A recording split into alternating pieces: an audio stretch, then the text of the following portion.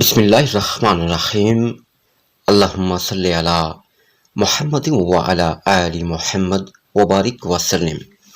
حضرت موسیٰ علیہ السلام اور حضرت خضر علیہ السلام کا ایمان افروز واقعہ۔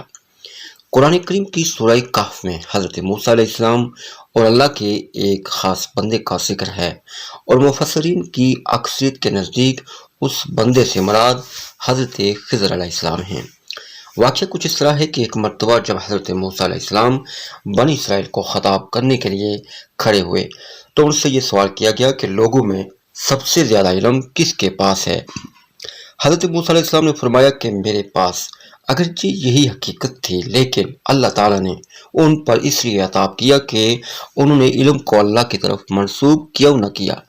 چنانچہ اللہ تبارک و تعالیٰ نے وحی بھیجی کہ بحرین جہاں دو دریا ملتے ہیں وہاں میرے بندوں میں سے ایک بندہ ایسا ہے جس کے پاس آپ سے زیادہ علم ہے۔ موسیٰ علیہ السلام نے عرض کیا، اے رب کریم، میں کس طرح اس کے پاس پہنچوں گا؟ اللہ تعالیٰ نے فرمایا، زنبیل میں ایک مچھلی رکھ کر چل دو، جہاں وہ کھو جائے گی وہیں وہ شخص آپ کو ملے گا۔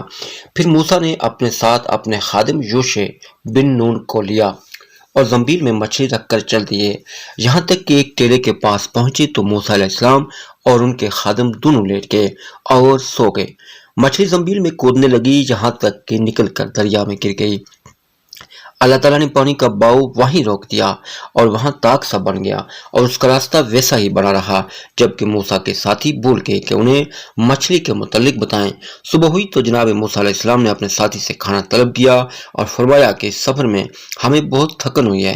راوی کہتے ہیں کہ موسیٰ علیہ السلام اس وقت تھکے جب اس جگہ سے تجاوز کیا جس کے متعلق حکم دیا گیا تھا، کہ ان کے ساتھی نے کہا، دیکھیے جب ہم ٹیلے پر ٹھہرے تو میں مچھلی کے متعلق آپ کو بتانا ہی بھول گیا تھا، اور یقیناً یہ شیطان ہی کا کام ہے کہ اس نے مجھے بلا دیا کہ میں آپ سے اس کا تذکرہ کروں۔ تو اس مچھلی نے عجیب طریقے سے دریا کا راستہ اختیار کیا۔ موسیٰ علیہ السلام فرمانے لگے، وہی جگہ تو ہم تلاش کر رہے تھے۔ چنانچہ وہ دونوں اپنے قدموں کے نشانوں پر واپس لوٹے۔ وہ دونوں اپنے قدموں کے نشانات پر چلتے چلتے چٹان کے پاس پہنچے تو ایک آدمی کو دیکھا کہ وہ چادر سے اپنے آپ کو ڈھانکے ہوئے ہے۔ حضرت موسیٰ علیہ السلام نے ان سے سلام کیا۔ انہوں نے فرمایا کہ زمین میں سلام کہاں؟ موسیٰ علیہ السلام نے فرمایا، میں موسیٰ ہوں۔ انہوں نے پوچھا، بنی اسرائیل کا موسیٰ؟ آپ نے فرمایا، ہاں۔ حضرت خضر نے فرمایا، اے موسیٰ، تمہارے پاس اللہ کا دیا ہوا ایک علم ہے جسے میں نہیں جانتا، اور میرے پاس اللہ کا عطا کردہ ایک علم ہے جسے آپ نہیں جانتے۔ حضرت موسیٰ نے فرمایا کہ میں اس شرط پر آپ کے پیچھے چلوں کہ آپ میری رہنمائی فرماتے ہوئے مجھے وہ بات سکھائیں جو اللہ تعالیٰ نے آپ کو سکھائی۔ حضرت خضر علیہ السلام نے فرمایا کہ آپ صبر نہیں کر سکیں گے، اور اس چیز پر کیسے صبر کر سکیں گے جس کے متعلق آپ کو خبر نہ ہو؟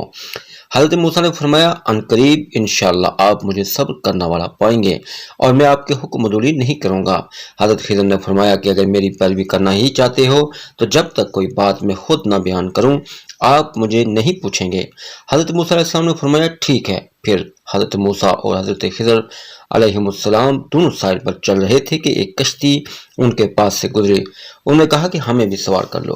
حضرت خضر علیہ السلام کو انہوں نے پہچان لیا اور بغیر کرائے کے دونوں کو بٹھا لیا۔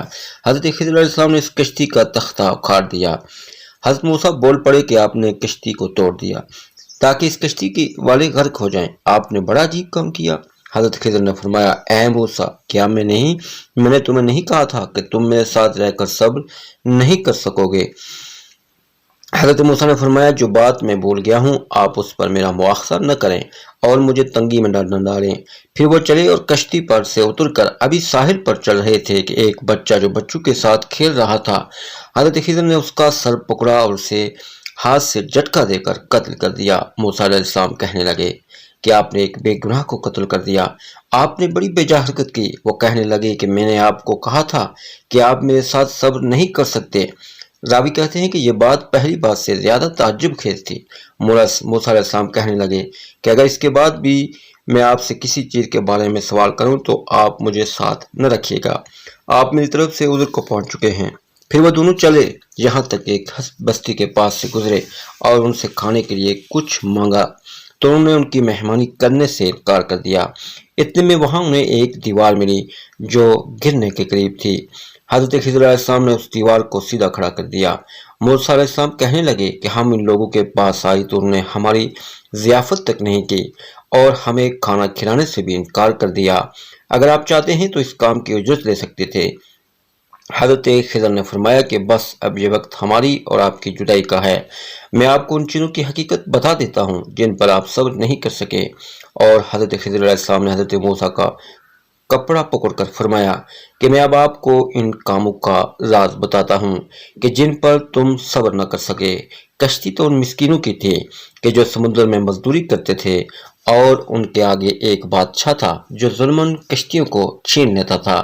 تو میں نے چاہا کہ میں اسے کشتی کو عیبدار کر دوں، تو جب کشتی چھیننے والا آیا تو اس نے کشتی کو عیبدار سمجھ کر چھوڑ دیا، اور وہ کشتی آگے بڑھ گئی، اور کشتی والوں نے ایک لکڑی لگا کر اسے درست کر لیا۔ اور وہ لڑکا جسے میں نے قتل کیا فطرتاً کافر تھا، اس کے ماں باپ اس سے بڑا پیار کرتے تھے، تو جب وہ بڑا ہوا تو وہ اپنے ماں باپ کو بھی سرکشی میں پھنسا دیتا۔ تو ہم نے چاہا کہ اللہ تعالیٰ ان کو اس لڑکے کے بدلے میں دوسرا لڑکا عطا فرما دے جو کہ اس سے بہتر ہو۔ اور وہ دیوار جسے میں نے درست کیا وہ یتیم لڑکوں کی تھی جس کے نیچے خزانہ تھا۔ ان کا باپ نیک آدمی تھا، سو اللہ پاک نے ارادہ فرمایا کہ یہ بچے بڑے ہو کر اس خزانے کو نکال لیں۔ سو دیوار گرنے کی صورت میں یہ خزانہ ضائع ہونے کا اندیشہ تھا۔ اور حضرت خضر نے فرمایا کہ یہ سب کچھ میں نے اللہ کے حکم سے ہی کیا۔ نبی اکرم صلی اللہ علیہ وسلم نے فرمایا کہ ہماری چاہت تھی کہ موسیٰ علیہ السلام اللہ تعالیٰ ان پر رحمت کرے کچھ دیر اور صبر کرتے تاکہ ہمیں ان کے عجیب و غریب خبریں سننے کو ملتی۔ پھر نبی اکرم صلی اللہ علیہ وسلم نے فرمایا کہ حضرت موسیٰ نے پہلا سوال تو بول کر کیا تھا، پھر ایک چڑیا آئی جس نے کشتی کے کنارے پر بیٹھ کر دریا میں اپنی چونچ ڈبوئی۔ پھر حضرت خضر علیہ السلام نے موسیٰ علیہ السلام سے فرمایا کہ میرے اور آپ کے علم نے اللہ کے علم میں سے اتنا بھی کم نہیں کیا جتنا اس چڑیا نے دریا سے پانی کم کیا۔ سبحان اللہ و بحمدہ، سبحان اللہ العظیم۔